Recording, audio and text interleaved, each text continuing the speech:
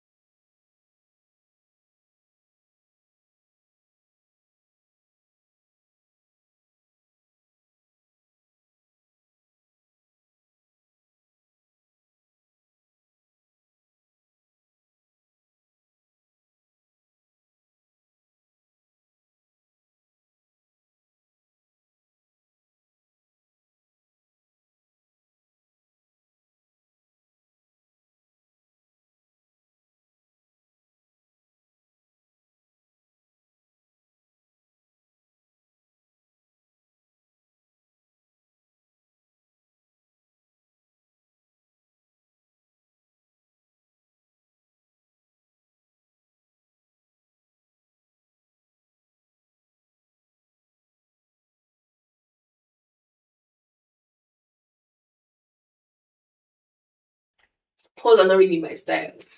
Pause are not really my style at all. Okay, so we're going to go back to the music. When we come back, we'll take you through the weather forecast segment of the show. This is Stand Up by Cynthia Erivo. Don't touch that dial.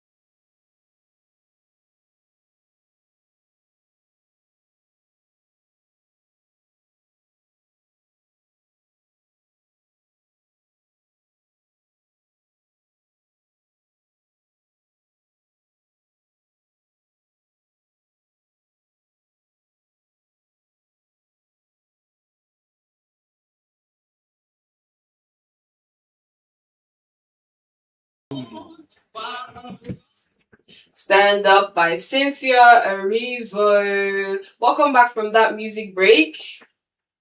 It's still your favorite morning companions on your favorite radio station, Unicorn 103.5 FM. My name is Sharon and I'm here with Obi Thompson on the show today. So we're going to take you straight to the weather forecast segment of the show. So time check is 54 minutes past the hour of 7 and this is the weather outlook for Friday, April 17th, 2026. Expect a warm, humid and mostly cloudy day across Calabar with intermittent sunshine and a strong chance of rainfall as the day progresses. The atmosphere will feel slightly heavy due to high humidity and scattered showers or thunderstorms are likely, especially from midday into the evening. In the morning from 6 a.m. to 12 p.m., temperatures may range from 24 degrees Celsius to 28 degrees Celsius, and rain chances may be from 20 to 40%. Conditions may be cloudy with brief sunny intervals, and the practical tip is that it should be a relatively calm start, good for outdoor movements, but keep an umbrella nearby just in case of light showers. In the afternoon from 12 p.m. to 5 p.m., temperatures may range from 29 degrees Celsius to 32 degrees Celsius, and the rain chances may be from 50 to 70%. Conditions may be hot, humid, and mostly cloudy, with likely showers or thunderstorms. The tip is that this is the most unstable period. Expect sudden rain, dress light, stay hydrated, and plan movements with flexibility. In the evening from 6 p.m. to 11 p.m., temperatures may range from 25 degrees Celsius to 27 degrees Celsius, and rain chances may be from 40 to 60%. Conditions may be cloudy with lingering showers, and the practical tip is that roads may be wet, move cautiously. A light jacket might come in handy due to cooler air after rainfall. The general summary is that temperature may range from 24 degrees Celsius to 32 degrees Celsius throughout the day, and the overall rain chances may be from moderate to high, especially in the afternoon or evening.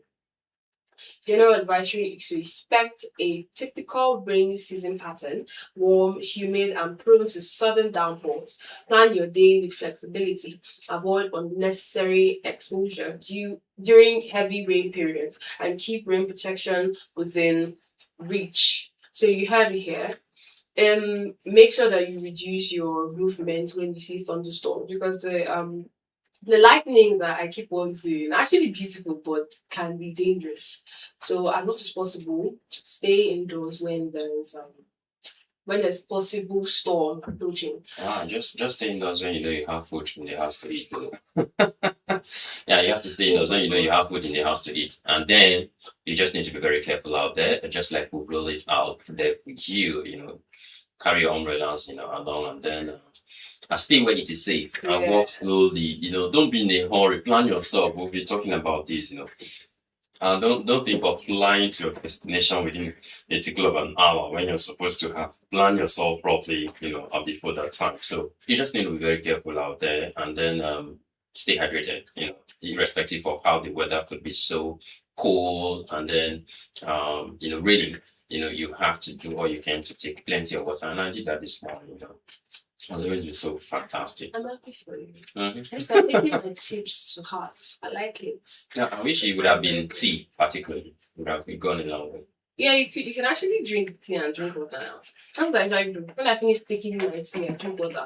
How's it looking like you're trying to wash it out? Yeah, actually, I'm washing out of my mouth. I'm washing out of my mouth because actually I don't like the aftertaste of food in my mouth. I need water to wash it down. That's interesting. Yeah, exactly. So to all those motorists that actually forget that they have people outside their cars, they have human beings inside and outside their cars. Please reduce the rate speed on the road to avoid skidding on the road and to also avoid possible accidents, because that's not what we want. We don't want to report any news of accidents that claim lives. Please be careful. And also, as a pedestrian, be careful as you're walking on the road. Be vigilant. Be vigilant, much as possible. Don't block your ears. Don't put two of them. At least remove one.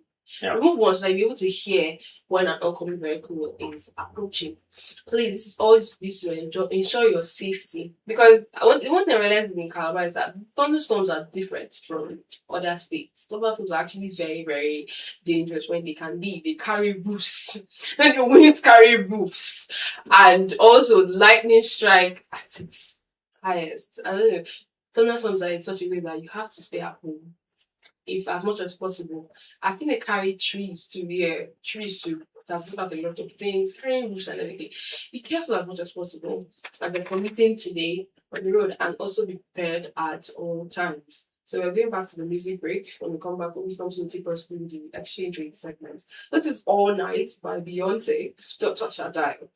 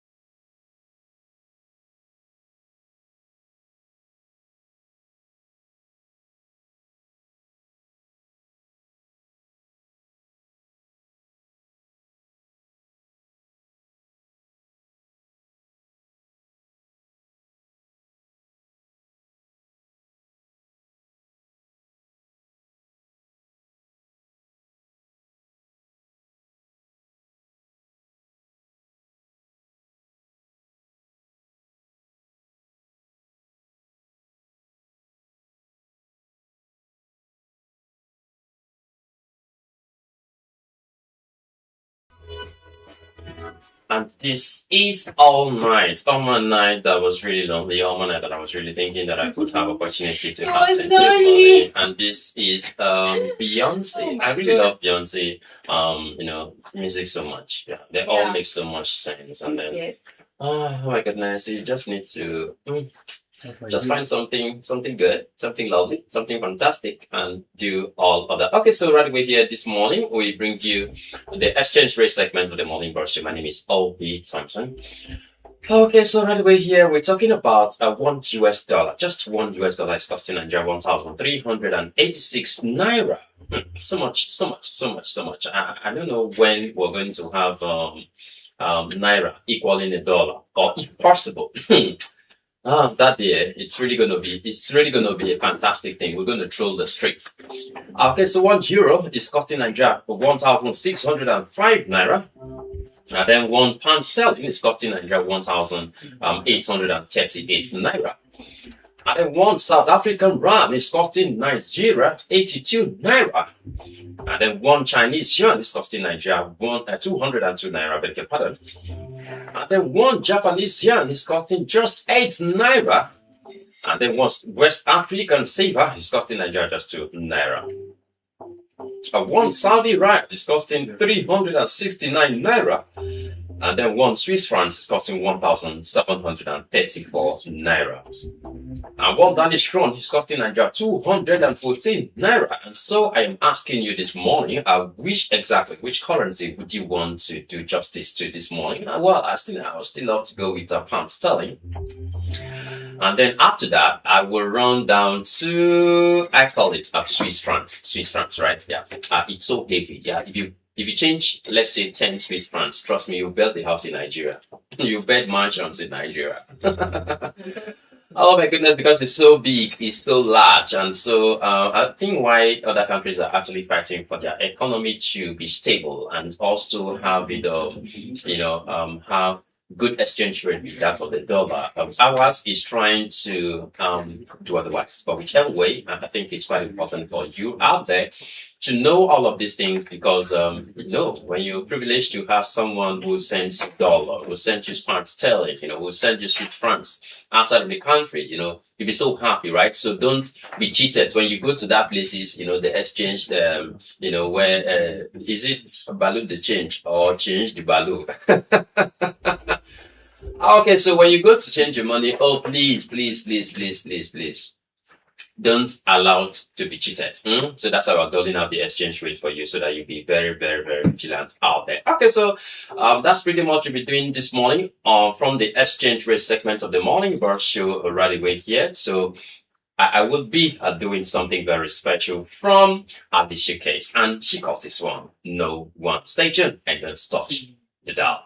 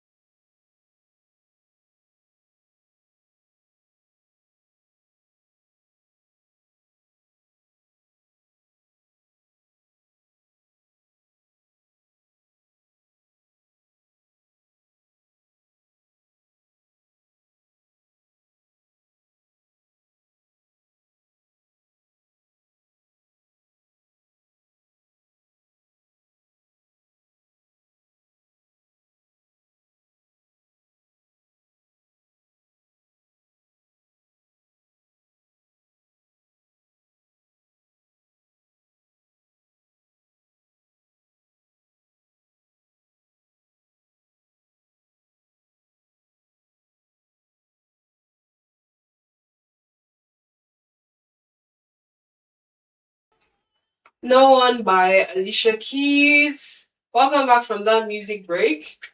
It's still the Morning Bus Show on your favorite radio station, Unica 103.5 FM. And we're going to go straight to the national holiday segment on the show today. On the first national holiday is World Circus Day. World Circus Day. Why should we ask that way when you say slow? Okay. It doesn't. World Soccer. Circus Day. It's not so Jesus Christ. What does that mean? Pronouncing that. It's like basically fanfare. It's like basically a festival where they get to like do a lot of acrobatics, basically festivals, but it doesn't happen in Nigeria like that. Do you understand? But we're celebrating it. We're not celebrating it. Today is World Circus Day, basically. They usually use animals. Because there's a part where they use animals to like do particular tricks. Then there are parts of where they do acrobatics, basically. Then there are also sides where they play games. All these games where you get to win surprise packages and everything. So it's a very wide and big thing. The cartoons that I know that helped me know what the circus is Madagascar. I've forgotten the particular part. But there's one particular part that they did more of circus. And then, the Greatest Showman too.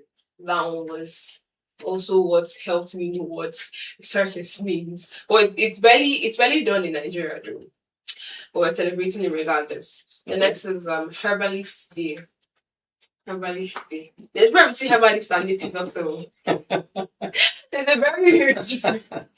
Okay, so I'm just trying to really get that word Circus Day, and then I'm literally just lost somewhere because what I literally know about this has to do with to recognize and promote circus art. Highlighting cultural and actually social significance, actually events. You asked what it was. So I'm really what how you were actually pronouncing it. Oh, because it sounds it's as pronounced if circus. Okay, but that was just what it was sounding like. But however, so you're talking about World Herbalist Day. Yeah, I think this event is always celebrated in Nigeria as well, where all the herbalists usually come together to actually showcase their talents. Not did you say it's not It's not saying as native doctor. Native doctors, or not native doctors. Yeah, they usually do that a lot. Yeah. See, a herbalist is a practitioner who uses plants to support health and treat illnesses. So, what about those guys that sell at what that use plants and herbs to do all of that? How about them? It's possible that it could be. But we have discrimination that herbalists, once you call a herbalist, person is a native doctor and everything. But this ones, they were before modern medicine, came to play. These people were very important because they were very important. Of course, in so many communities today, they're using that a lot. One of the negative implications of them is the dosage. Yes. And the time frame. And that's where the medical side comes in. People in pharmaceutical companies and everything, they actually take time to dissect these things and study them properly. The scientists there, they know how to dissect them so that we know the proper dosage to give that will not affect the organs like the liver. So, but the herbalists are very important because they take out time and then they also source out plants that can actually help in treatment of illnesses and diseases, basically. So the next one is World Hemophilia Day. Okay. World Hemophilia Day. So hemophilia is an inherited disorder, basically, where the body can't clot blood easily. So it's a genetic disorder. It's not something that can pass from one person to another and everything. And it impairs the body's ability to make blood clots, causing excessive bleeding, can cause bruising, basically, because clotting is very, very important so that it won't be susceptible to serious injuries and stuff like that. Because when someone is injured, basically, there's a tear in the skin, and then that tear in the skin, once the tear in the skin, it signals different factors to start clotting blood and start making mesh to cover the skin, to avoid infection. That's the body's way of fighting. There are stuff that there are chemicals that are also part of it. There are factors also part of it that actually help to reduce infection, to fight back infection. White blood cells are mobilized. You know, all this happen basically, and then platelets are also mobilized for like clotting of blood. But in hemophilia, in case of hemophilia, those factors are actually compromised. There's mutation just in the genes basically, but it's inherited. It's not something that can pass from one person to another. It's only a few rare cases where it's acquired through mutation of genes. But today is that day where we give you awareness on what hemophilia is. The common symptoms of hemophilia is unexplained excessive bleeding from cuts or injuries. Because when there's nothing to stop it, it definitely does continue coming out, and then there'll be excessive bleeding. And then there are many large or deep bruises, unusual bleeding after vaccination, pain, swelling, or tightness in your joints, blood in your urine or stool, nosebleeds without known cause. In infants, unexplained irritability. Okay. It's actually prevalent in Nigeria, so that we have people don't know about it. Feel like it's not something that we see on a regular, and so because of that, it's not the awareness is not really emphasized on well. But there are people that are living with hemophilia, and it should not be a cause for stigmatization at all, because one very prevalent thing you see on their skin is excessive bruising, and then we have people in Nigeria where they will blame you for your medical condition. Like they'll be like, it's your fault that you actually have this medical condition. I'm here to tell you that it's a medical condition that is inherited. It's genetic. It's not the person's fault at all. It's not the person's fault. It's basically a mutation in the genes that is coded for clotting of blood, basically. So we are here to cut down on stigmatization and reduce it as much as possible, because one thing I realized about Nigerians is that when they're ignorant about something, they will blame the person that has it. Okay. And we really need to debunk that. They won't take time to know about this particular thing. They won't take time to study it. They thrive in the ignorance of this particular ailment and everything. And that's why we are. That's why medical professionals are here to give you first-hand information. That's why we are here to actually create awareness on this particular subject and stop stigmatization. So we're going to go back to the music break. When we come back, we'll take you through the health and wellness segment of the show. This is Midnight Sun by Zara Larson. Don't touch that dial.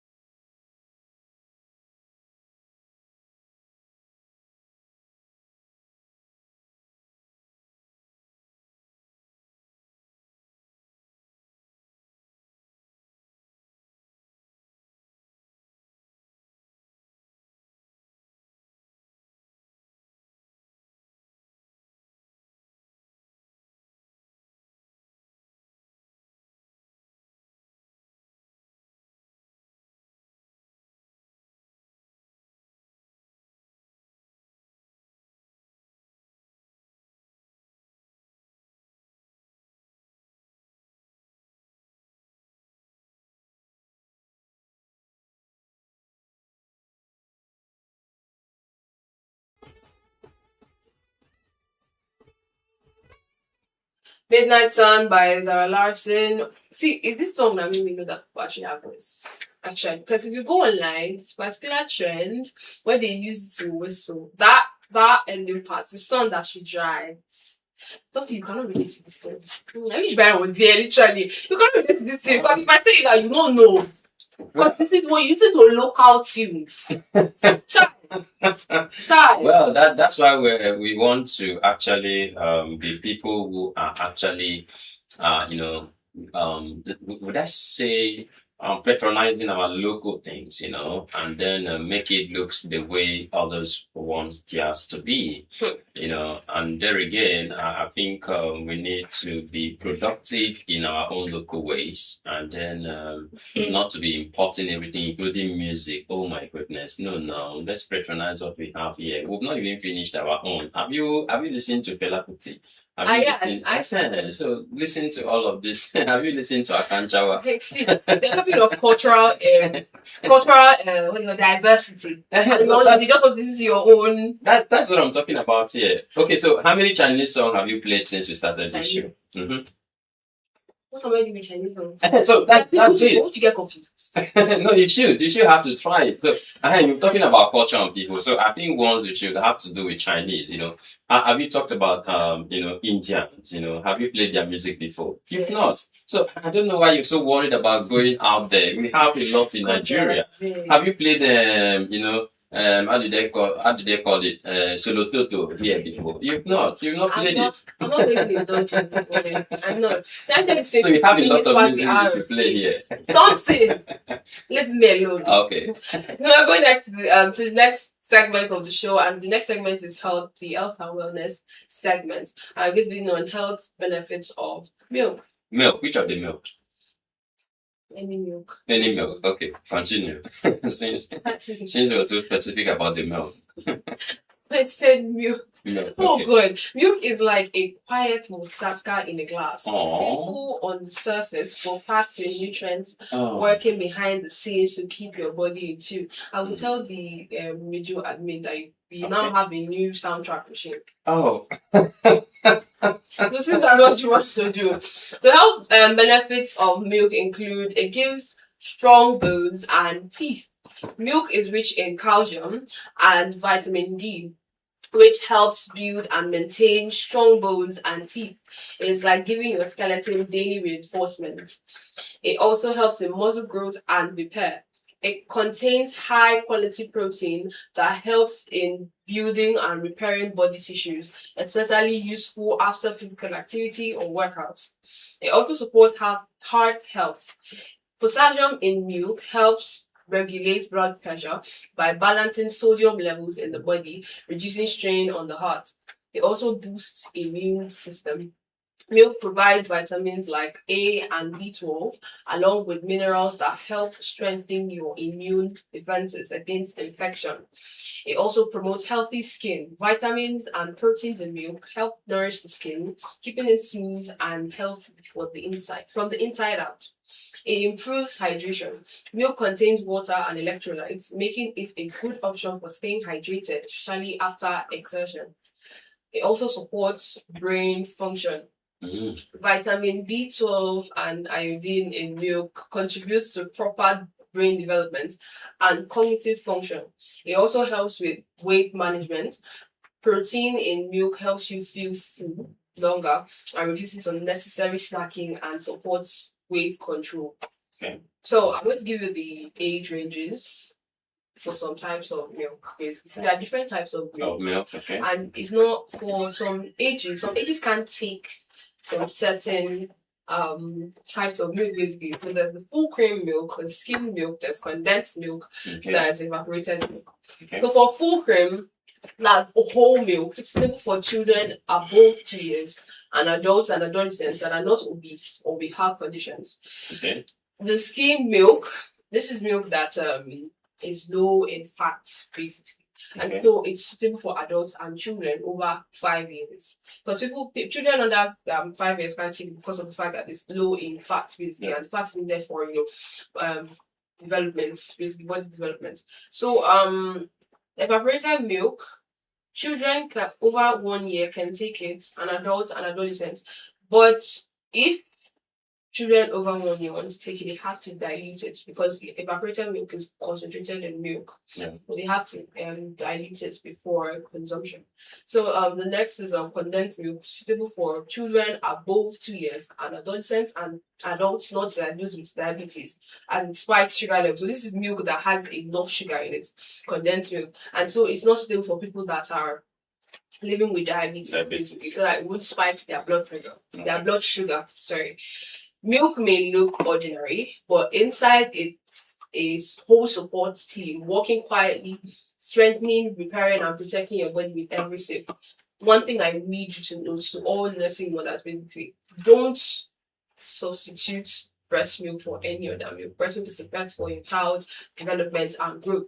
Basically, don't say, oh, there isn't evaporated milk instead of breast milk. Feed your child with the natural milk that breast God has milk. given us. Okay, so I think that goes a long way because a lot of women that have been able to witness during the breastfeeding week, you see a lot of women will say, no, I cannot give my child breast so much. I cannot even give my child breast so that my breast will not fall and all of that. So I don't know those kind of bad perceptions. And if you are not ready to baby a child, why then did you go to do that? So you should have to stay back and avoid what will cause you breast. I don't know who you want to breast. My guy, give breast. No, make it stop. Thing is to make sure that you give your child the natural source, because that is it.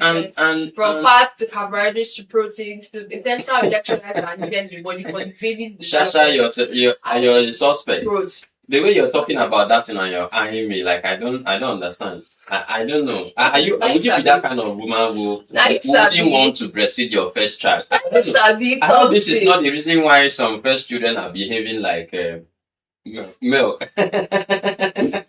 The adequate time for you to wean your child is 1 year. If you want to extend, 2 years. Yeah, we talk about exclusive breastfeeding here. So give your child actually stop breastfeeding at 3 months, and that is wrong. So such women should actually be sued to court.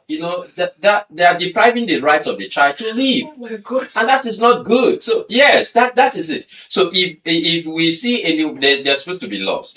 If we see any woman that refuses to breastfeed a child or stop breastfeeding a child below 1 year, such women should be sued. We ask you what you want to do with the leftover breast milk in your body. It's not good. I know some women will complain that my husband is not giving me money to eat. My husband is not providing what you're supposed to provide. My guy, your husband will do it. Just do the needful for the baby, because it is the right of the child to live, to survive, to drink a lot of milk and to survive with the natural milk. So within 1 year, exclusive breastfeeding. Put your child's health first. Yeah. Yes. So we're going to go back to the music. When we come back, we'll take you through the people and culture segment of the show. This is Raw by Katy Perry. Don't touch that dial.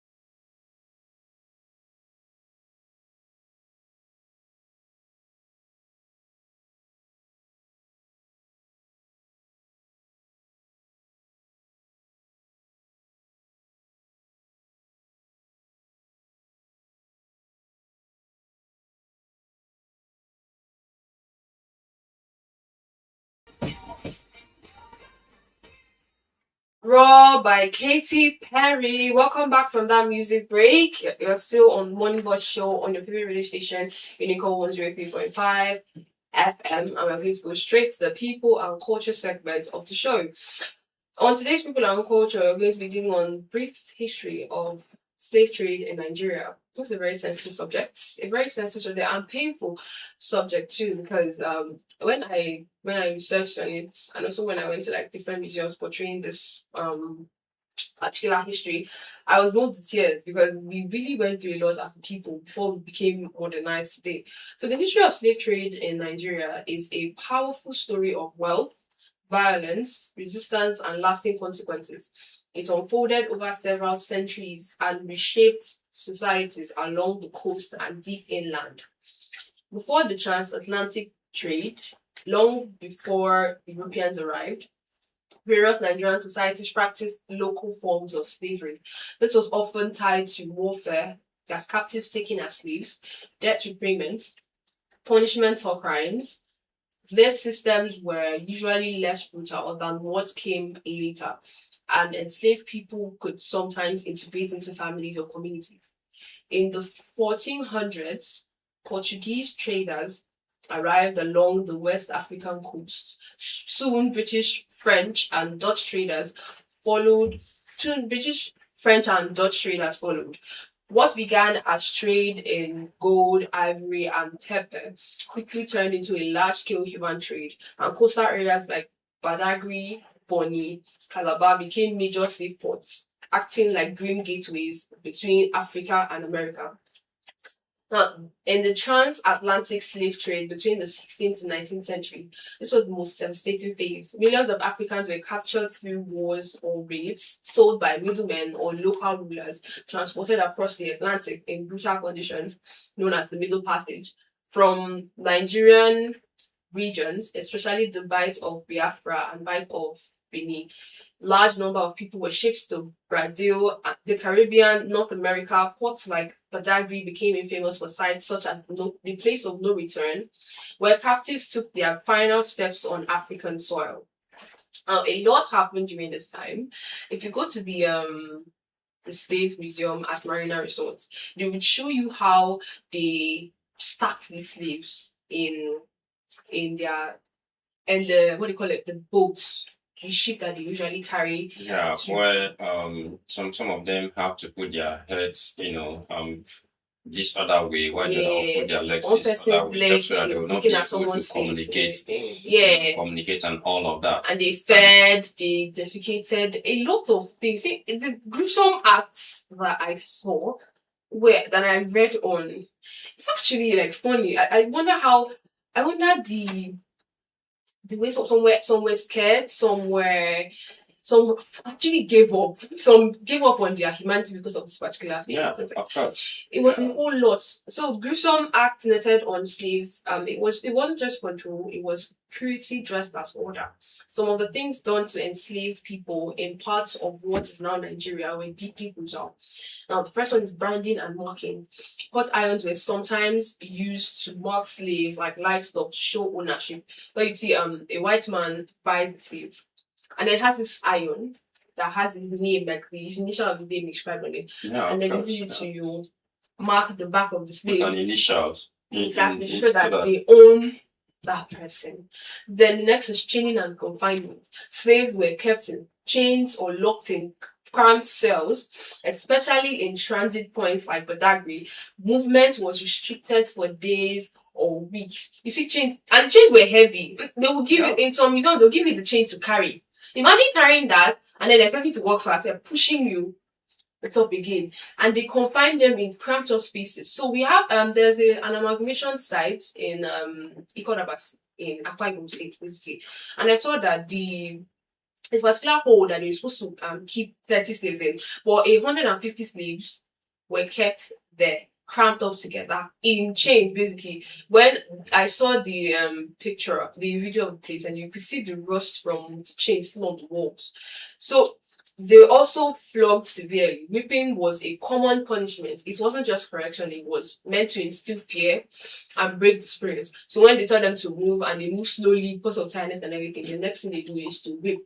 It was to instill fear and instill the fact that, okay, they are more superior to the black race. The next is starvation and neglect. Food was minimal and poor in quality. Some were deliberately starved as punishment. Also, forced marches. Captured individuals were made to walk long distances under hard conditions. Many collapsed and died on the way. And family separation. Parents, children, and spouses were split apart permanently. A psychological wound as painful as any physical abuse. There were also inhumane transport conditions. Before being shipped out, many were cramped into dark, airless spaces. Disease and death spread quickly. Imagine the place that you're lying down, you're like stacked like box of matches. They are stacked like matchsticks inside under the basis of the ship, basically. So I feel like they had this premonition that, okay, if they die, they will usually just toss them into the sea. Basically, the ones that would die on the road, die on in sea, they would just toss them into the sea like that. Imagine eating the same place that they defecated to. The inhumane treatment was so rigorous then. Then there were also sexual exploitations. Women in particular were vulnerable to abuse and exploitation by slave owners or traders. These acts weren't random cruelty. They were part of a system built on domination, profit, where human lives were reduced to commodities. Not just women, men were also, sexually exploited. Men were sexually exploited. So we had I've seen other images of women being tied to poles, and then white men pass and have their way with them the way they want to, and all the lady has to do there is cry. And most of the time, she's actually tied up naked there. So men just come there and do what they want to do and then move their way. It was a dark time for the black race, basically, for the Nigerian people, because slavery encompassed most parts of Africa. And I'm so glad that there were people that stood up for this and combated slavery. And now we have freedom for us here as a people. Yeah, despite the kind of freedom that we have in Nigeria today, basically, I don't think we still have that kind of total freedom. We're still not free. We're still practicing the 21st century kind of slavery where our politicians have turned us Nigerians, the citizens themselves, to the current, I don't know, a global slave. At these days, other than what we usually have before now. It's just that we're not tied by chains, just like what our slave masters were doing before then. But it's good that we've been able to pass through all of these dark ages in our lifetime as Africans. I also forgot to mention there's this other gruesome treatment they did to slaves that worked in cornfields. So they have to change their mouths. Yes, they will especially holes in their sugar mouths. plantations. Sugar plantations, so that to avoid them eating from that. This thing. So they usually put. I saw if you go to slave museum in Marina, so you see them there. They are preserved there. Yeah. You see, imagine them passing a very huge chunk of metal through their box. I was literally and trying that's not to even imagine. light, it's even heavy and all of that. I was trying to imagine, and then they expect to do this while you are tending to the fields. To show you how bad it was, and some of them were chained together. So they usually have to do the work together. Some would fall. A lot of gruesome acts that I can't say some here. I implore you to go to the Slave Museum in Marina Resort and also the old residency at I think it's behind Finger Park also. It's behind the presidential lodge. Yes, exactly. I implore you to go there. You see the suffering, what we've gone through as a people before we were able to move freely. A time like this was like luxury for us, and even at that, we were still segregated as colored people. They were called colored, either colored or Negroes, basically. We were called colored people. They saw us as different as well. We are not the same. We are not the same level of humans as they are. They saw us as like slaves. They saw us as working machines, basically. We were not human beings like them. And this encompasses almost every field. But we can't do that right now. And I'm still going to unfold a lot of things that we've gone through as a people in subsequent episodes of our show. So Right about now, I'm going to go back to the music break. When we come back, we'll take the top stories for today.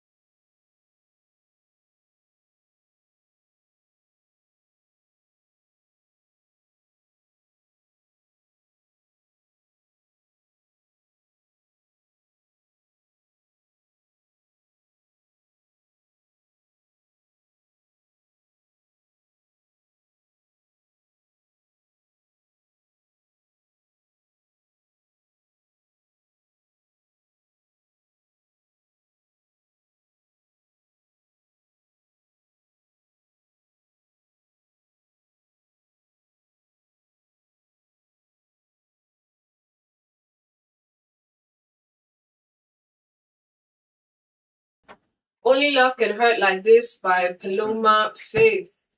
I can't relate to this for real. I cannot relate to this song. Because I can't relate. Have you been loved before, sir? You never person really love. Well, somebody told me that you don't have to say you love, you like. Yeah, I like the music. Yeah, but do I know it? Well, I can basically just say, no. Oh, that's when I can relate to love. Relate to love, okay? Ah. February don't pass our back. Now April with this. Oh, wait, February, you actually had love. Well, it's lovers month. They say, but well, I have love, but He's not married. That's not that's the story. Anyways, I'll come back from that break. I'm going to go straight to the top story segment of the show. So the first top story is from the university space, and this is a memo from the office of the Deputy Vice Chancellor Academic, the University of Calabar. Now, it's a call for applications for supplementary examinations for first semester 2025-2026 and second semester 2024-2025 stream B. Supplementary exams are scheduled to begin on the 11th of May 2026. All students who meet the criteria for supplementary exams should submit their applications to the DVC academic before the 30th of April 2026. For the avoidance of doubt, the criteria for supplementary are ill health during the examination period with a medical report duly endorsed by the Director of Health Services of the University of Calabar, representing the school at an event during the exam period, death of a first-degree family member, evidence of course registration for the session. This is signed by Professor Ekaite Enan, DVC Academics. Please take note of the commencement date for the supplementary examination and circulate to student platforms and notice boards. You heard it here. The supplementary exam begins on the 11th of May. And the submission for the requirements ends on the 30th of April. Please avail yourself in case you've missed the main exams. Avail yourself for the supplementary exams with these criteria. Yeah, so I think that's a good one that it has been spelled out already. Yeah. And then you know, usually a lot of persons who just deliberately don't want to write the exams and then go re-prepare themselves and all of that. But here there are strict strict rules and regulations, or strict kind of qualifications for you to be allowed to rewrite that exams. Okay, first it must be on health issues, and then secondly, you may have either represent the school in any activities out there that actually happen between that time frame, and there will be an official letter from either your department, your faculty backing that up, and then the school approval, backing that up, or probably in the case of death. Okay. And don't forget that all of these things are very important, because a lot of persons over time they say, the new administration have scrapped out how do they call it, supplementary exams and all of that. No, that wasn't true. I think with this it goes ahead to reaffirm the fact that supplementary exams still holds only on the basis of these three key points that have been actually done by the DVC academics. And also, let's not forget that this has always happened over time.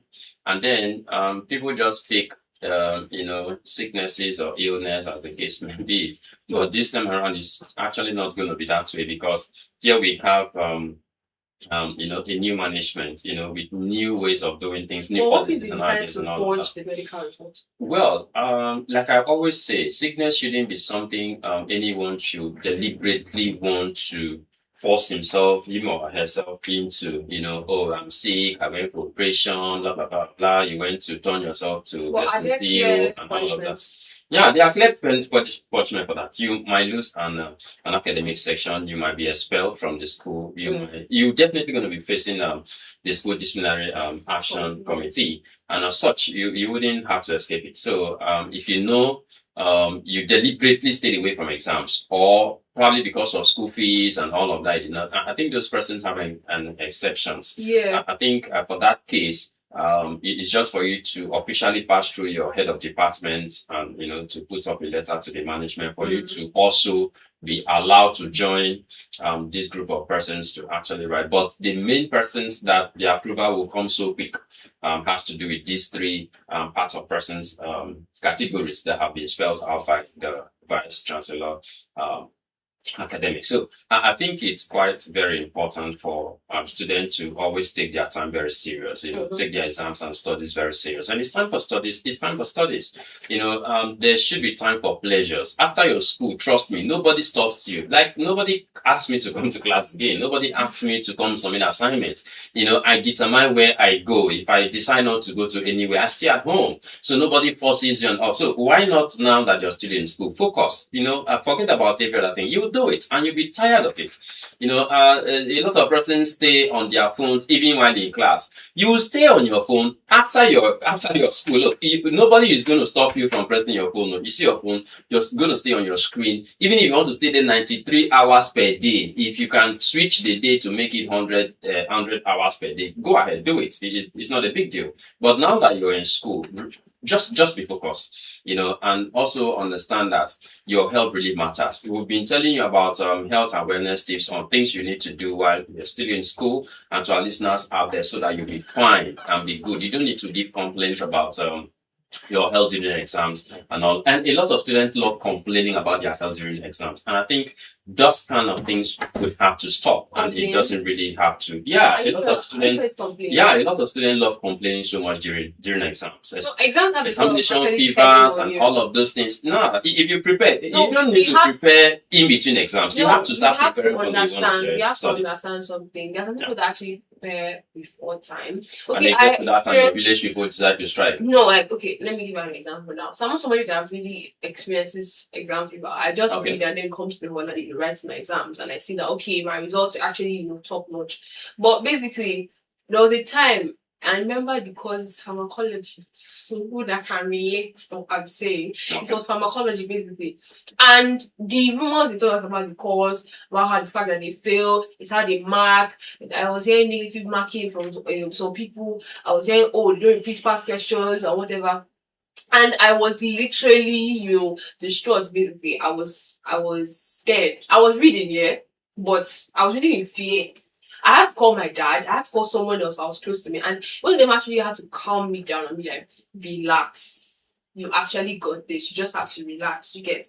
And I think I was still afraid, but my fear reduced to a certain extent. So I understand the people that can actually still read, and people still read and then get afraid most of the time. So exam fever is valid sometimes. Some people actually read and then get scared because of the outcome and everything.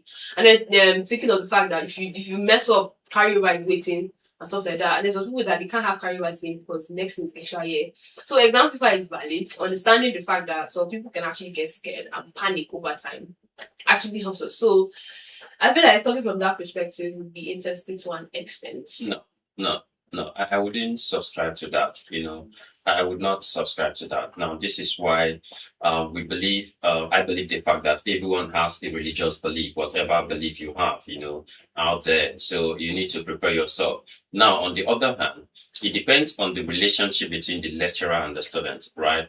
And then what attitudes are these lecturers putting out there? And then I think the current school management have made it very clear that, while they are submitting scripts for exams, they are also submitting their marking guides and also their own answer scripts, and all of those things joined together, your question paper and your answer script. So all of these things have been put together. So these days, students will have to wake up and say, I wrote this and this was submitted. I wrote that and this was submitted, and my marks were not complete, or this and that. So I think that is the new methodology put in place. So you just need to prepare yourself right from the one you start your class. Okay, we're going to give way for the new flash to come up in some minutes time.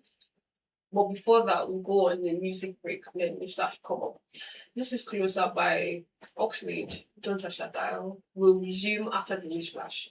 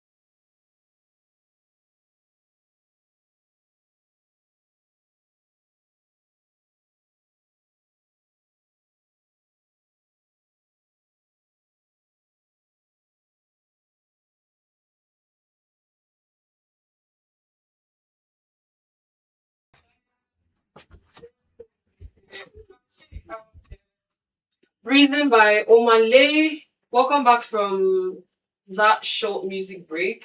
I'm going to go straight to the conversation of the day to lack of time. So on today's conversation of the day, it's a very interesting one actually. There was a tweet online, and this person said, "Gosh, almost missed a turn in VI today because they covered the pothole I used as landmark for 3 years." And then someone replied, "This is the most Nigerian tweet ever." And it's actually elaborating on how much we've actually, strive through we've managed to the point that there are some things that actually we're now used to it. So the question of the day is what are some governmental failures that have become a normalcy? What are some governmental failures that have become a normalcy? Get to talk to us today. You can call us on our studio phone lines or send a WhatsApp message on 0809 08094444058. Get to talk to us. We'd love to know.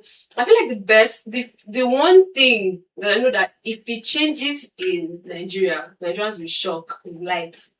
Like if the president says, "Oh, finally, we're going to restore steady electricity," it's lies that will shock us past. Be like, it's not so much. Won't transform our blow at this point.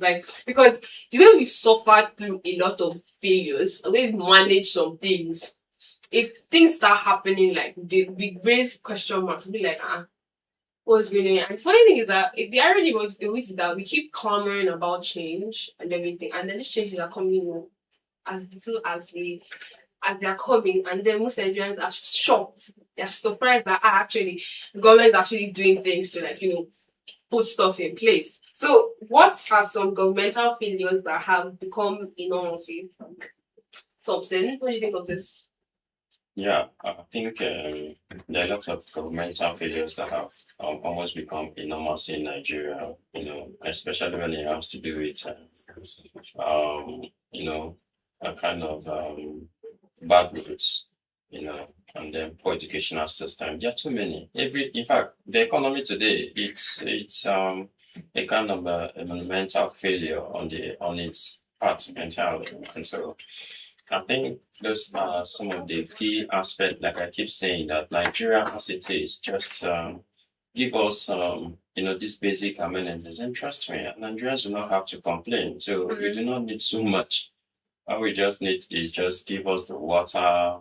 I don't want to even talk about water. We talked about this the other day, how some people are actually there, making salaries. And then we talked about, fire service of a thing. And we'll also consider, many other sectors. I don't want to talk about the health sector because this is another biggest problem again of its own internally. We've talked about most primary healthcare centers and how they're not literally doing the right thing. And so I think that's basically some of those things that has become so bad in Nigeria today. And then the government makes it look as if it is normal. It doesn't. It's of no concern. In fact, I think those, joining us on the State of the Nation today, we're going to be dissecting more on the comments the president made yesterday, when he said he took over from Buhari, and then it means he also took over from him. And so Buhari is him and him is Buhari. And then those kind of comments, and then I don't know which computer was actually set, what's the speaker that was actually set behind to be clapping. I think when we get to State of the Nation, we'll dissect more on that, because I think they have been able to glorify failure in this, recent regimes, making it look as if any little thing they do should be appreciated or should be hallowed to such an extent where the possible needful thing to be done is no longer. So I think they as if we owe them a favor, or so, they actually we are begging them to do something to do it, or when they do it, is something that cannot be done. We've seen a lot of streets, a lot of communities in Cross River State, for instance, where they are on their own doing roads, creating roads and all of that. So I don't know why people are making it look as if those things cannot be done. It can be done. So let's not begin to make things look that way. So it's literally not too okay to have to have people feeling like look, our politicians are doing us so much favor. It is not fair. It is not funny. So there are lots of things that are, of course, getting bad and spoiler each and every day that, our government makes it looks as if it's normal. It's not something to be worried about. Look at the insecurity level. Like I think when we dive down to the State of the Nation show this afternoon, where we're going to look at also considering the insecurity level. If you look at that, just yesterday, children were actually preparing for, UTM exams were kidnapped. And then we look at the situation they'll be subjected to. It's something very pathetic. It's something very inhuman, And we hear Sheikh Gumi coming out to say lots of things, and people are wondering, is it this man who is saying this? And I say amen to the prayers that he is praying for. And then, but we just hope that things will literally get better in Nigeria. That's all I usually pray for. It's actually scary how the figures are becoming a normalcy in Nigeria. Actually, very dangerous things. Like, okay, for example, now insecurity. You hear every day that, okay, one person is kidnapped, one person is abducted, one person is, people are killed somewhere, people are subjected to, like, inhumane treatment somewhere else. And then insecurity, like, we just wake up and hear one news or the other that, okay, we are not actually safe in this country the way we feel we are. And some normalcy is actually very dangerous into the healthcare sector, where most of the diseases that are supposed to be managed are not managed properly because of lack of proper gear, proper equipment. And we go to roads, everything, every sector is suffering. And failures, this government failure should not be a normalcy at all. This government should not be a normalcy. Because one I realized about our leaders is that they actually do, like I said, they're doing us a favor. On every sector, just like I said, they're doing us a favor. Like they do this, you're supposed to, flip their horn, you're supposed to tell them thank you and stuff like that. And then they use that one as a political, agenda to actually move to contest for the next, elections and stuff like that. And then when I'm asking, you were actually put in this position. You ought to be accountable for this position. You're put in this position to work, and you're making it look as if you are supposed to do us the favor. Meanwhile, it's actually your job. It's your work, basically. And what pains me is how some of them try to tone down on the actual issues that are happening in Nigeria. Like, okay, so people were killed, and then that's how you are treating it. That it's not actually, you're not treating it as a matter of urgency. You're not treating it as something to act on. Something to act on properly. All these failures are becoming they are very, very dangerous, because I just hope that God actually helps us touch the hearts of our leaders, because it's getting too much. The point where we are now used to it. Imagine us being used to the fact that we don't have steady power supply. Meanwhile, there are countries that the moment they give, you hear some people telling you after you act like now, and these people they are called NEPA, I don't know whatever they call themselves, When they come, they will tell you, pay your bills because we gave you light Monday, Tuesday, and they will even be mentioning the name shamelessness, and they think that is normal. I think, like I always say that most Nigerians, I think we need to check their heads, because it possibly might not be brain inside. There may be something else, revolving around the head. Back in primary school those days, a particular teacher would say empty head, I don't know what is there. It's certainly not brain, But it's sad that things are actually happening like this in this 21st century, where we should have steady power supply. Look at the Buhari Tinubu regime have pulled out of the national grid, and this is why we are having total electricity collapse in every minute, every hour of the day, every week, every month. There is no month you will not hearing national grid collapse and all of that. So it's sad that these things have been normalized in our Nigerian system. Not to talk about forgery. Yeah, I was thinking about this morning that professors, our professors who go about manipulating election results, should be checked because there is something that might be possibly wrong with their head. Because if something is not wrong with you in this part at that particular level that you've been able to attain in your life, you don't need to go and forge and manipulate results, to the detriment of the society at large. That tomorrow you'll not be safe. You as a person, who is manipulating results and doing all of these things, you'll not be safe because you're already creating chances and breeding all these kinds of evil miscreants in the society, and they will come for you someday. So I think it's quite important for us not to normalize all of these things. Let's do what is right, and when we do what is right, trust me, we won't be looking at these things and feel it's right. It's not right. So what is wrong is wrong. What is right is right. We cannot at this point in time say, oh, because you belong to this party, you don't belong to this party, so because it favors you, and so any other thing you don't care about it. What is wrong for us to have transformer in every street in Calabar? Every street has their own transformer. There's nothing wrong with that. And then we have electricity. You could see an entire street, 4, 5, 6 streets, just managing one transformer. And those set of human beings, they have good leaders. And you should really sit back and watch these guys come to bring rice. I think these days, if you do anything, they ask you if you've collected a bag of rice or whatsoever from the government. So it shouldn't be that way, and it doesn't really make any sense. So we should stop normalizing all of this kind of madness because it really doesn't go well. And don't forget that after this generation, we're going to have next. What message are we going to be passing down to the next generation? So if we do what is right, trust me, the next generation is going to get it right. Yes, most definitely. We're going to go back to the break, and when we come back, we'll also take us through the newspaper review. This is Gwagwayanda by Benson and Kiss Daniel. Don't shut that.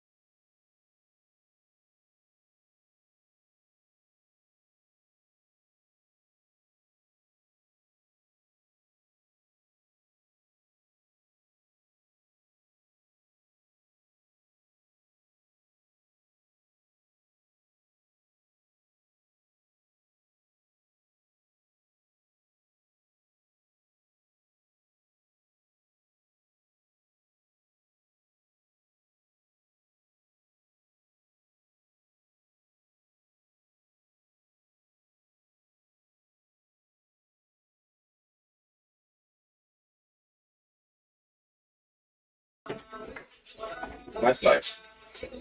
Okay, so we're taking you away, but definitely within the show frame, where we'll bring to you the newspaper segments of the Morning Rush Show. Of course, we bring to you the trending stories in Nigeria and far, far, far beyond. Where we'll bring to you some of the trending, stories about what Buhari did say, what Tinubu said, what this person said, and what is happening in ADC camp, as the case may be. Right away this morning, don't forget, I am Obi Thompson and Sharon is still here right away here.